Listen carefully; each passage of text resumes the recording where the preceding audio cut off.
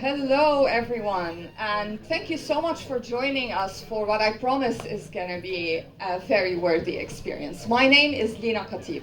I'm one of the co-founders of the World Metal Congress, which is an initiative to connect the global metal community. And I am delighted to be joined by three truly amazing trailblazers from the Middle East and North Africa. These three people have made history in the region, so you are in for a treat. Without further ado, I'm going to introduce them one by one very briefly. To my right is Gigi Arabia. Gigi founded a music promotion company dedicated to heavy metal, and she is from Saudi Arabia, based in Saudi Arabia. The company is called Heavy Arabia Entertainment, and she made history by being the person to bring the first international metal band to perform in Saudi Arabia. She'll tell you more when we hear from her. Next to her is one of the veterans of the scene in the Middle East and North Africa, Redouane Aouameur, who is from Algeria. Redouane has been doing this for more than 3 decades, and that really paved the way for so many younger generation artists in the region. And as you can see, he's still going strong. So thank you so much for joining us today. Last but not least, we have Shayan, who some of you may already know. He is currently based in the UK. He is the founder and frontman of the band TRIVAX, but some of you may also know him from his truly inspiring and amazing podcast. And he is originally from Iran. And you can only imagine, those of you who follow the news, that being a metalhead in Iran is no mean feat. I mean, for those of you who may not know much about Iran, I can tell you it's currently, my assessment is it's has the most oppressive regime in the whole of the Middle East, unfortunately. It's a place where women are not allowed to sing publicly, not just metal, but any genre. So let's start with that. Sure. In the middle of all that, there was Shayan. There I was.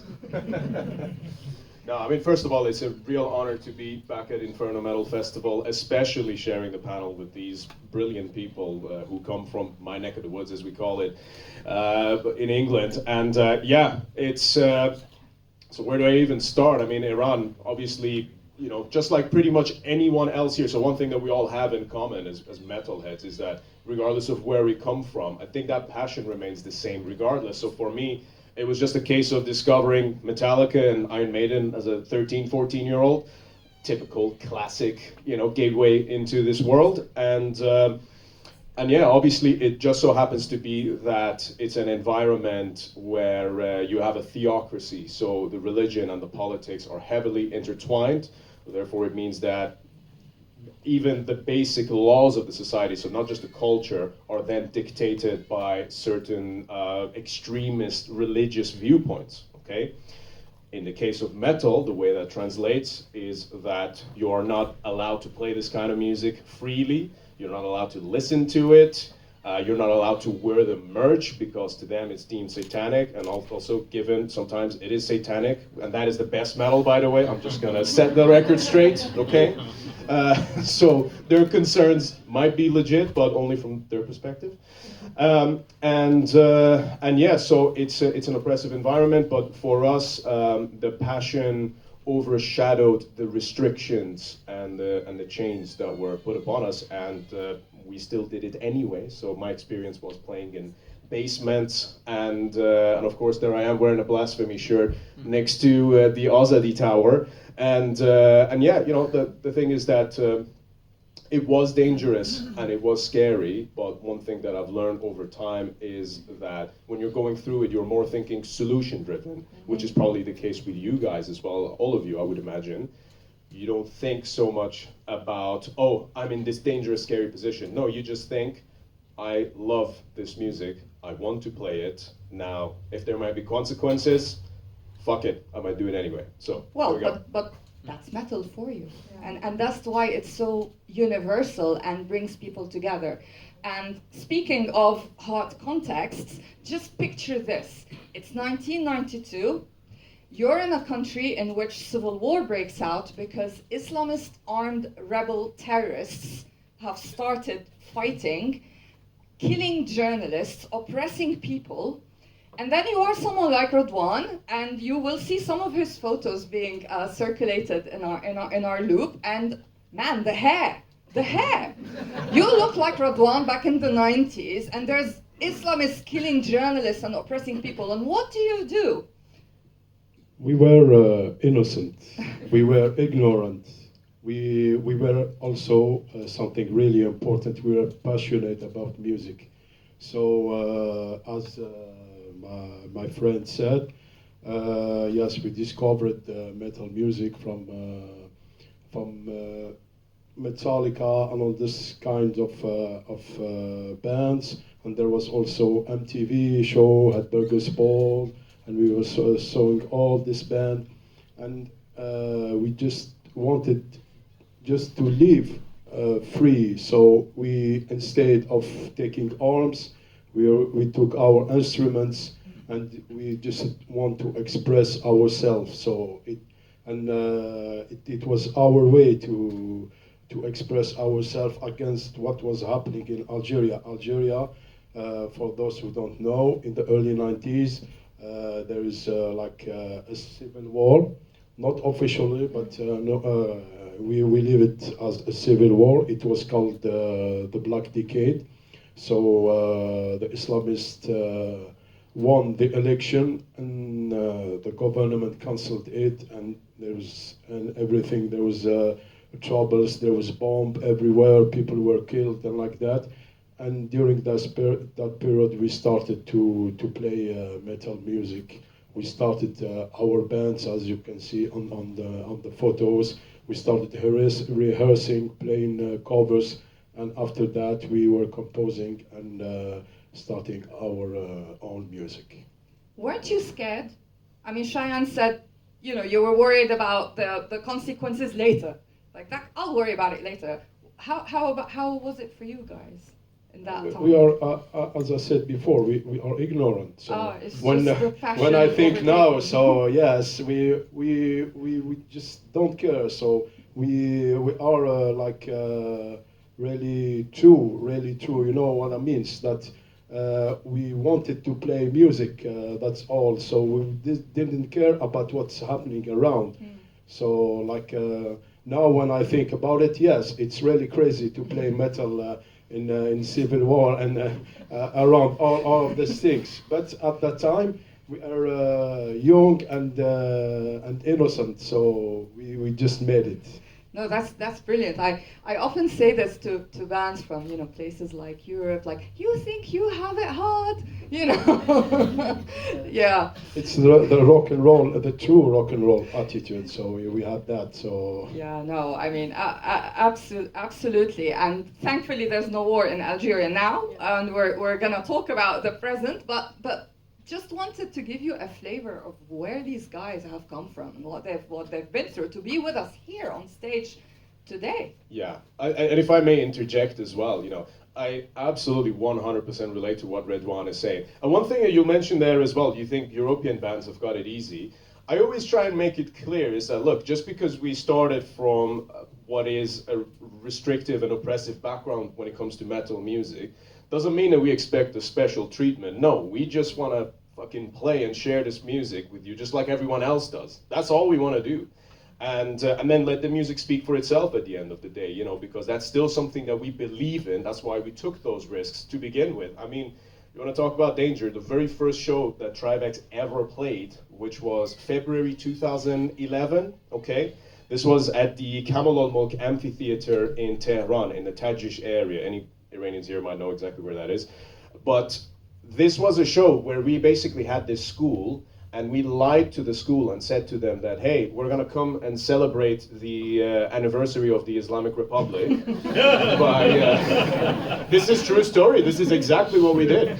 Our drummer was attending this school, and it's kind of like it's more like a B-Tech, so it's the type of high school where you've got 16 to 18-year-olds, kind of like a college basically, where they're focusing more on like craftsmanship and, plumbing and like electricity. Those are the kind of, yeah, exactly. So you can imagine the type of kids that also attend this school. So, and also in the context of Iran, it's boys only. So you can imagine. We show up, none of them have even heard metal music before. We just had a drum kit, guitar amp, bass amp, and we weren't allowed to do any vocals because English is not very halal, I guess. Or I guess they expect that we're gonna, have some kind of a Western message that they don't want. So anyway, long story short, we play this show. At first it starts with a bunch of Metallica covers, and then we were like, okay, well they haven't stopped us, so let's just carry on. And then I start ripping out Mayhem's Funeral Fog, and then the drummer starts following me, and then we prepared a 15-minute set and somehow played 45 minutes, and that 45 minutes was interrupted by what I saw when there was a smoke coming at me from the back of the room. Now, to quickly pause here, I thought that it was like tear gas because we were expecting that the police might actually break in at some point and, break our instruments, fuck us up, maybe even kill us. We kind of considered that might happen. So when I saw that, that's in my head as a 16-year-old, that's what I thought. Okay, this might be it. And through the smoke, I see the headmaster of the school walking through with a set of papers saying, "Everyone get the fuck out of here now, evacuate." And we're like, oh shit, what's happened? We leave, no one actually gets hurt from the fire, because that's what it was. We found out that during the show, they set the school on fire whilst we were playing. Wow. So that was the first gig experience I ever had in the Islamic Republic of Iran. It's very black metal, you're right, yes. So, there we go. We live to tell the tale. Yeah, absolutely. I mean, I bet many people in the region have maybe not as extreme, but similar tales to tell. Very, very quickly, I had my own tale.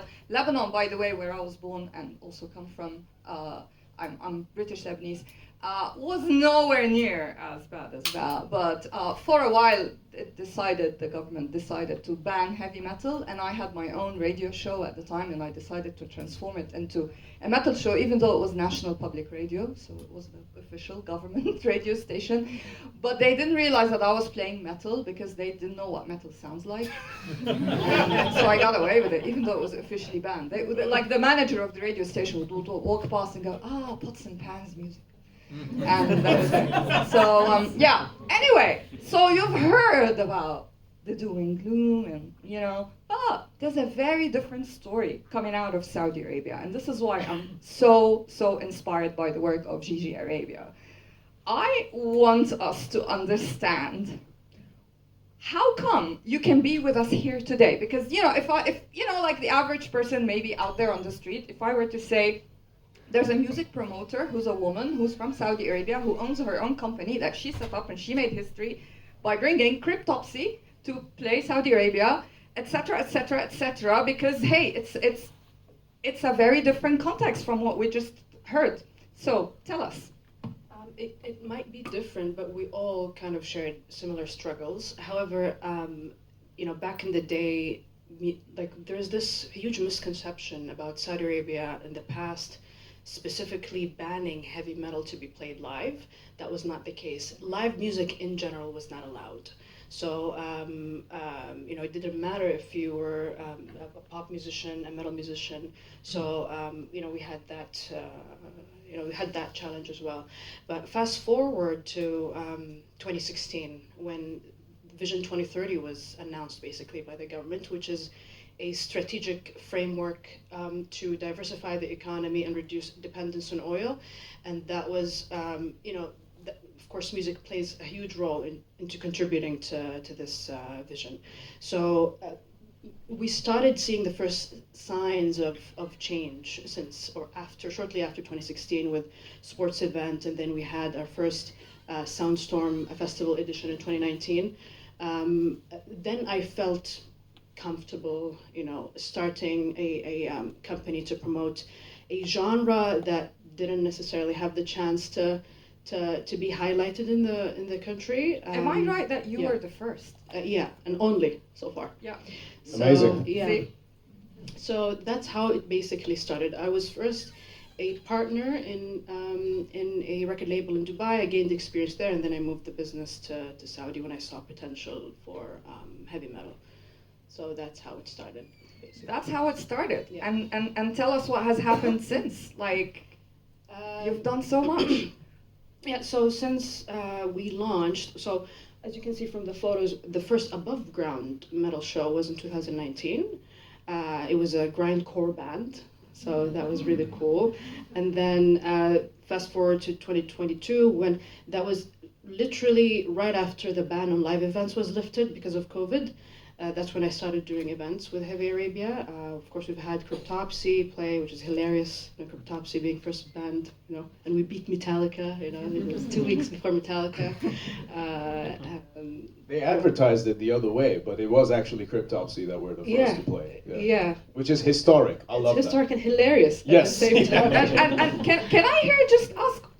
Obviously, it was your choice to bring this particular band, right? Well, it wasn't necessarily my choice because Okay. I had already been trying to book a band, but it never worked like with their tour schedule or okay. there was no available dates at our local venues and stuff. But yeah, and the funny thing, Cryptopsy didn't even know that they were playing Saudi. They just woke up and found a date on their flyer, Riyadh, Saudi Arabia. They're like, what the hell, we're going Saudi. Did they think it was a prank? Well, maybe. I mean, but our booking agent is super cool, so he wouldn't do that. But yeah, so that was Cryptopsy. Then, of course, we had Metallica after that. Then we did the Metallica documentary where we highlighted the local scene, and we booked Kiko Lorero and Wolfheart from Finland just last December. We've also, we noticed that we have a lot of guitar players, but they don't necessarily know that other guitar players existed. So we put together a guitar contest where we had people start bands already after that contest. So we want to contribute to the demand for this type of music. And now I just finished a 3-month accelerator program by the government. They selected my company among 15 other companies out of 250 companies to put together the first open-air metal festival, hopefully next year. So it just goes to show that there is government support, to basically contribute to the cultural transformation, and there's institutional backing for music initiatives, and we're very excited to see that even metal gets support. So maybe we'll see some bands from Inferno next year. Yeah, absolutely. I mean, wow. I mean, honestly, when you're talking about all this, and when I think that you said the first, kind of boom really began in 2022. Yeah. This is only 3 years ago. So this is like heavy metal on steroids. We're talking a huge transformation in such a short period of time. So the intensity in which you work must be off the scales. Exactly. And keep in mind, I still have a daytime job. So it's a lot of pressure, but you got to stay in the game. It's the cool thing about passion is that no matter how things are difficult, and believe it or not, whatever you see, all the achievements are great, but there's a lot of tears, behind it. I break down at 3 a.m, because this and that, But there's a lot of tension, but I always fall back onto my passion. I'm like, I'm doing this for a reason. I want to contribute to the vision, and I also want to contribute to the music scene in general. I want to highlight this genre and support the genre, whether it's local bands, whether it's international bands wanting to stop in the middle before they continue on their Asian tours, or if they're passing over the region to play Australia, or they're playing around Turkey. I'm like, hey, I have a date for you. You can come and. So, Yeah, absolutely. And you briefly mentioned the Metallica film. Some of you may know there's a new Metallica documentary about Metallica fans, and Gigi and actually myself are also in that film, amongst other people from the region. So look out for that when it comes out. I mean, it's for me it was a signal from the Saudi government when they booked Metallica to play Saudi Arabia, because I felt that this was signaling to the outside world that, listen, things have changed, and everyone's welcome now, which is brilliant. So let's go to Algeria. How's the situation now, and what are you up to? Yes, the situation now, yes, that there are many bands that are working, trying to make it to play outside, to export the local music outside. We are also trying to reorganize show because of COVID, it was really impacted the cultural environment in Algeria because the government didn't support this cultural things about COVID. So a lot of musicians have stopped, were impacted in their daily life. They stopped to play music, but now things are going better. So we're gonna organize more shows. We're gonna try to also produce new albums and export that in And worldwide. you already managed to do that with your music, because again, I don't know how many of you may have seen Redouane's band Lelahell play. For example, I mean, I'm from the UK. You guys played Incineration Fest in the UK in 2017. You've played, you know, in different places in Europe. Yes, we played in 17 countries in Europe. So we 17 countries. We played in Malta, Liechtenstein, like Even places Slovenia, where, you know, Slovakia, yeah. France, Poland, Spain, North Korea? Italy. Not yet. Not Maybe. yet. Okay. Yeah. Yes, and all people were the question, the common question was, "Whoa, you come from Algeria, but you are not living in Algeria." No, we are living in Algeria. So Yeah. it's the people were impressed by that to see, and also we were booking some 15, 20 shows. So, yes, you have a big tour manager. No, I am just booking the date by myself. So yeah.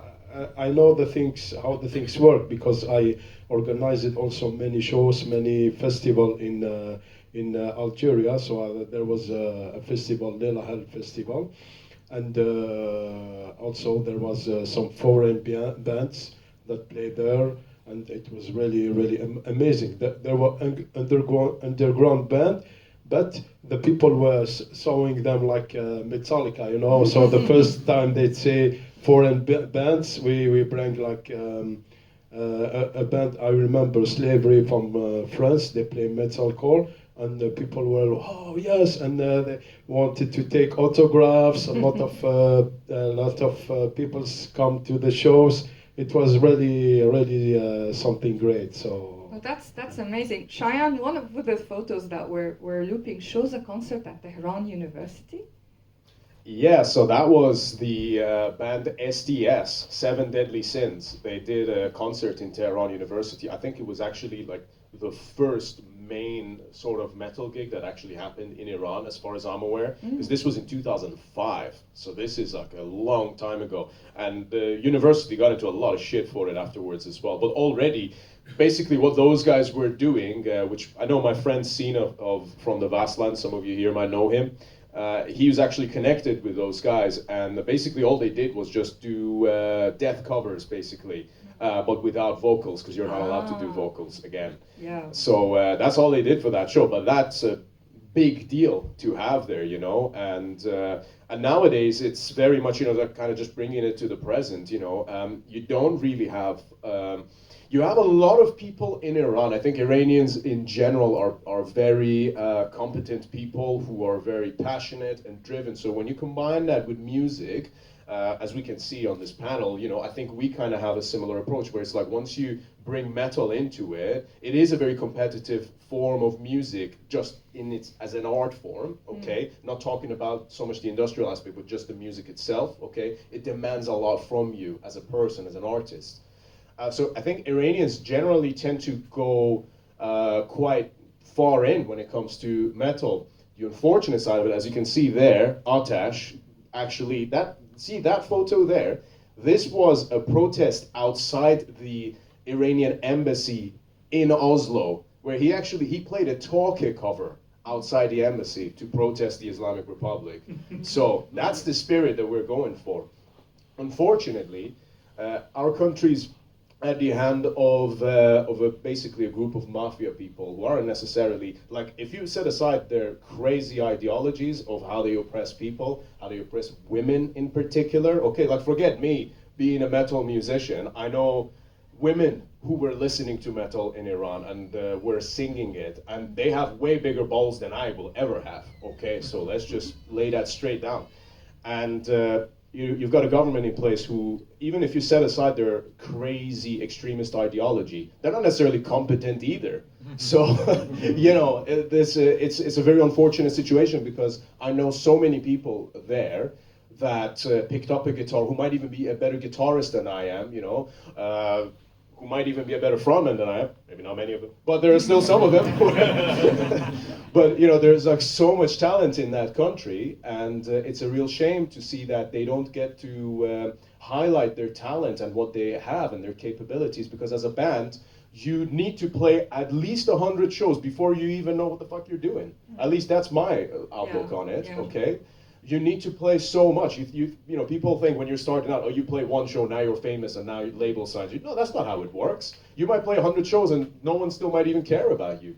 But it's the fact that they don't even have the opportunity to do that. So that's why I feel extremely honored to not only break past the boundaries and the barriers and the borders of that country and make it here, but to also sort of be a flagship carrier for that particular region as a whole, and say, hey, look, we're here, so that our video for the song Azrael, which is now at 898,000 views, that's more views than I think most of the main black metal bands in Europe have actually achieved in the last 2 or 3 years, okay? And that's not a flex, but that's to say that, look, we are here. The title says Iranian black metal. When have you ever heard that before? Yeah. Okay? And one of the most beautiful things about it, is the fact that we just did a documentary with this Iranian channel called Real Snake. And there's this guy who lives in Turkey, but he speaks Farsi and he's from Iran. He made a documentary about the story and the tale of TRIVAX, about an hour and a half long. It's very well narrated, actually. I was very impressed with what he put together. And the best feedback that I got for that is 13, 14-year-olds in Iran commenting on the video saying, this made me want to pick up the guitar and learn how to play metal. There you go. Yeah. Now, if that's not the best feedback any of us could get, I don't know what is, because that's going to propel into the next generation until eventually they're free enough to play their music, hopefully inside in Iran. Yeah, absolutely. And I want to ask you, because you mentioned women, Saudi Arabia. What's the situation when it comes to the metal scene? So, when you say women, do you mean women Bands. empowerment, for example? Let's say women empowerment in the music industry specific. I think there was a photo there for an all-female rock band that is also touring, by the way, in Europe, but they haven't announced it yet, but keep an eye out for that. So we're seeing more and more women stepping into leadership roles in the music industry. So you see them now leading record labels, artist management companies. I, for example, have been recently appointed president of Saudi MMF, but we haven't launched it yet. So you can clearly see that there are steps being taken to empower women in the industry. And we have this music commission, which is under the Ministry of Culture.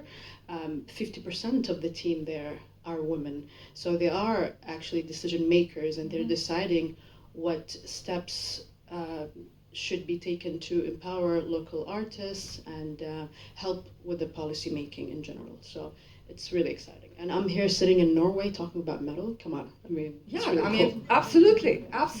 It gives me so much hope. I mean, as you know, even in European countries, you don't often have government support for the genre of metal. In Norway, you do. In the UK, trust me, it's not as great. But actually, I forgot to say, we have this really cool initiative. So if anybody wants to know more about it, it's called the Hunna Initiative, Hunna, and it's mainly focused on gathering all of the women in the music industry to work and collaborate and grow and lead. So they exchange resources, they tell each other about available jobs in the music industry, they work together on albums, if we have a female producer or an artist who wants to be featured on another album. So you can see there are initiatives popping up every day. No, that's wonderful. So here we have a lot of opportunity. Here we have a lot of we're still gonna do it regardless. And in the middle we have Redouane. you're trying, and you've been trying, and you've been doing and achieving for 30 years. What, in your experience, what can this audience do to help guys like yourself and the younger generation that you've inspired all over the region to continue doing this? What can we as a global metal community do? First, as a global community, support. So listen to this band first. So listen, as Shayan said before, listen as a music band, not as a band coming from this region. Yeah. Not like exotic. There was in the early 2000 and something like that. There was many compilation like exotic metal, oriental metal. It was trendy with like Orphan Land, Melekash, and those kind of band. It was really so. Don't put them in this category. So just listen to the music because there is a lot of potential.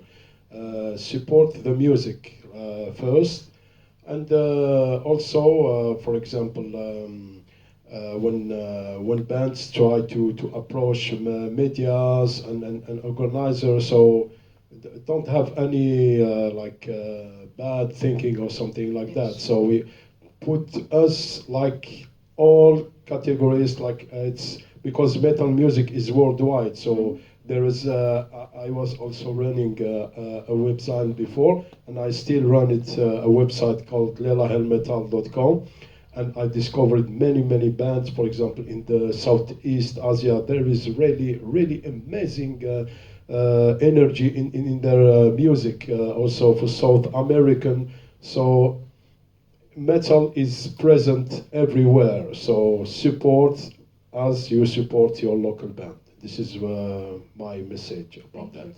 I think it's very wise words to kind of add on to that as well. I think you make a very important point. It's quite valid saying that when you listen to these bands, just listen to them as they are. One thing that I guess I feel like I'm in a somewhat of a privileged position because I'm sort of at the forefront of it. So we get to redefine what it means to be a metal musician from Iran. But generally speaking, also understand that just because those countries' governments get a bad name in the news and you constantly see horror shows, that does not reflect, especially the musicians from that region. If anything, you will find that 99.999% of those musicians are actually opposed to that government. They want to get away from that stuff. That's why they're playing this music. So I think that, now that doesn't mean that, oh, just give anyone an opportunity. At the end of the day, it should still come down to one thing. Is the music good? Mm-hmm. But at least you can give them that sort of benefit of the doubt that, they might not necessarily be like the same as a band that just met each other in college and then decided to play, and then they that was their band, that was their story. But just give them the chance. There's still a lot of talent that I think, especially even from an industrial perspective, is yet to really be dug into. It's kind of like when you've got oil, you still need to refine the oil. The oil's no good on its own. Okay. So that's kind of the same with the musicians as well. There's a lot of talent there, but we just need to give them an opportunity of refinement, really. For me, I've had to fight for it tooth and fucking nail and claws, and it's an honor to be on this side of it. I feel very privileged to actually get to tour around, get to be signed to Osmo's Productions, get to do a panel like this with these wonderful people that are sat here next to me. But just be open-minded and give people a chance. That's all. Actually, I want to add to that. You guys brought up a very good point when it comes to giving people a chance, but not just that. I would like Western journalism to do better when it comes to ethical journalism. For example, a challenge that I've faced after I started Heavy Arabia and started to get more and more attention. I probably had this happen twice with certain journalists, and unfortunately, they're both women. They deliberately remove my name from press releases, or they change my pronouns from she to he. Just to, yes, yeah. So I've had this issue, for example, and then basically, if you think about it, it's a very subtle form of censorship. And it's the exact kind of censorship that the West, basically the West world, criticizes us for. So it just reveals the double standard and how our narratives are presented, unfortunately. And then you have journalists who reach out to our own bands and with a predetermined angle of how they're going to tell their story. So then you see the article goes live and it's completely not related to music. You know, they just introduce them a little bit and they're like, yeah, but in 2003, you know, this and that happened, and it's totally irrelevant. You know, it's very counterproductive. It doesn't highlight the band in the best way possible. So, you know, not just highlight those bands, but talk fairly about them and give them the right attention and not try to remove their pronouns or remove their names. I mean, the issue of because Gigi the is pronouns, obviously a girl, but that doesn't fit their narrative. Yeah, exactly. I think they just could probably thought, nah, this must be a mistake because it's Saudi Arabia. Surely women don't do anything of this kind. You know, it's prejudice and ignorance. Yeah, like imagine one press release literally said, Gigi Arabia, the founder of Heavy Arabian Entertainment, said, and when we looked at the article, it said, the organizer of Heavy Arabia said he, like what? Yeah, terrible. Well, we have few minutes for audience questions. So if anyone would like to ask a question, just raise your hand and I hope I see you in the glaring lights. Anyone? Yes? Okay. So the question? Yes.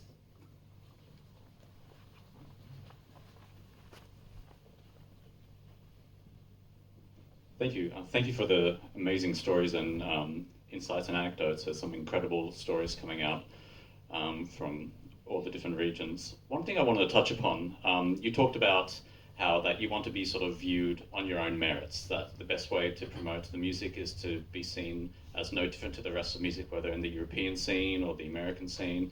And I think that's absolutely correct. You don't want to be probably viewed with the perception that, oh, you've been given a helping hand, you want to stand on your own talent. But do you think there is a space where there's stories from your backgrounds, from these more repressive governments or these difficult scenes, can be used in a positive way to spread the message? Because I can say myself as a fan of art, I always like to look for things that are different, things that are pushing the envelope, and the story behind it matters to me. And so I'm thinking, well, how can we get the message out there? There's all this incredible music coming out of the region where they can get commercialized, picked up by the big labels, and the rest of the world can see, hey, this is where there's a really fascinating scene coming out of there, like watch this space. Do you think there's a possibility? That's a great question, and also thank you. I think that we do that by doing exactly what we're doing right now. This is how we spread the word. And also, I do agree to an extent about what you said about the message. You know, people know that I'm very vocal about the history of TRIVAX, what we did in the underground, in the Iranian scene, you know, all of the underground shows that we played there prior to my move to United Kingdom. So I've been very vocal about that. The line that I try and mainly sort of draw is to differentiate that I want the band's talent to be ultimately judged based on the music rather than, oh, just because we came from an oppressive background that we deserve special treatment. So that's kind of the line that I draw. Having said that, I actually think that it goes beyond the boundaries of just a region. I think it's a human story because it's not just being a musician and playing in a metal band. We all have struggles in our lives, things that we face, obstacles that at times can feel impossible, okay? We've all faced it, all right? And each one of us have our own story when it comes to something like that. And I think that the point of it is that you might be someone who grew up in a very liberal, free society, but you still might have faced some of those obstacles. And it might be different to, let's say, me who was in Iran trying to play a music and was in danger for it and was, you know, like everything that could get in the way of it did, but I still pushed through. That's a human story that I think anyone and everyone could listen to and they could apply that to their own lives. So whatever that obstacle is that's in front of you, if it's, I don't know, if it's a job role, oh, I really want to go down this career path. Oh, I really want to do this. I want to get in shape. I want to do that. Whatever it is, I think that we can all apply that mindset and still achieve what we want to achieve. So Thank you. Any other questions from the audience? Come on, how often do you get people like this amazing panel? Yeah, here we go. 1 and 2.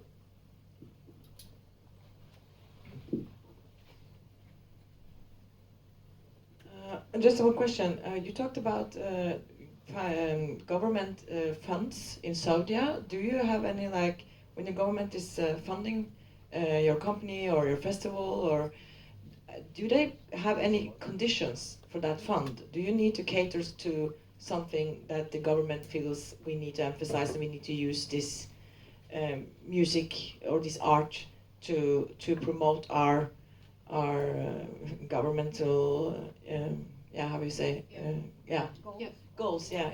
So we do have a cultural fund in place, and one of their products is actually music. However, it's still very vague, and it's not music specific kind of fund. So to me, it's still a vague topic. We know that there is funding out there, but it's not for projects. For example, it's not like Norway's Buzz Fund, which to me is very inspiring. It offers flexible and revenue-based funding, and we wish to have something like that. But our artists, unfortunately, they do not have access to music project funding like album releases, tours, etc. We don't have that yet. But we know that there's work underway by the government to create something like that. Yeah. Thank you. You were also, you had your hand up, so if you can have the microphone. Yeah, my question was actually also related to funding, and you sort of talked about it. I was kind of wondering how concrete the sort of terms of funding was in Saudi Arabia. Yeah. But you sort of answered that. But I have another comment question, something, because I grew up in the Middle East as well, something about that region.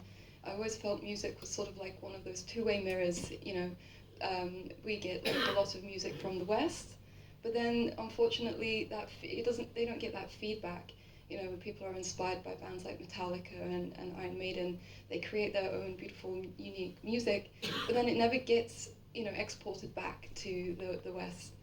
And you touched upon ethical journalism, so I was wondering, do you have strong feelings or suggestions for what maybe the music industry in Europe could do better in terms of ethical journalism and promoting bands, especially now that certain parts of the region are opening up?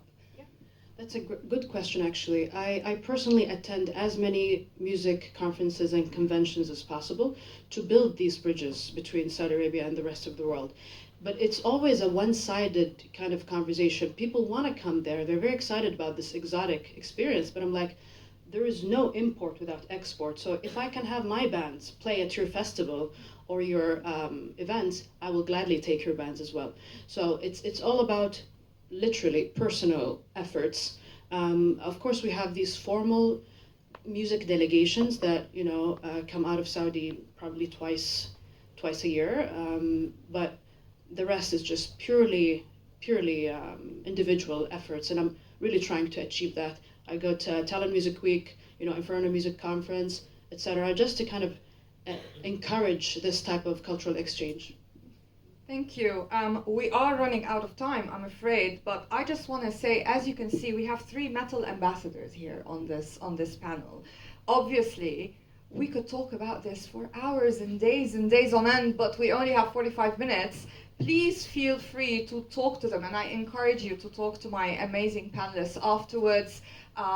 Ask them more questions, make business deals, explore their music. Redouane is working on new music, both a solo project and Lelahell as a band, and he's kindly put up tons of stuff there for people to take away. 100% free, so just take it for you all. So just take all the spoils. Take them all, yeah. Yeah, and all the stuff that are here for you. And if you don't know about Shayan's podcast, Iblis Manifestations, please listen to that. He is also giving a platform to other people through this podcast, enriching the global metal community, and all of you are doing that, and it's been an honor for me to share the stage with you. Thank you so much for joining us today. Thank you. Thank you. Thank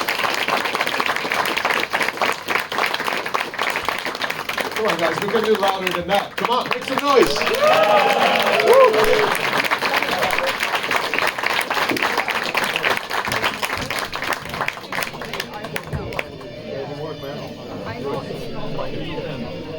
Let's see. Let's see. Yeah, we're Vikings here, right?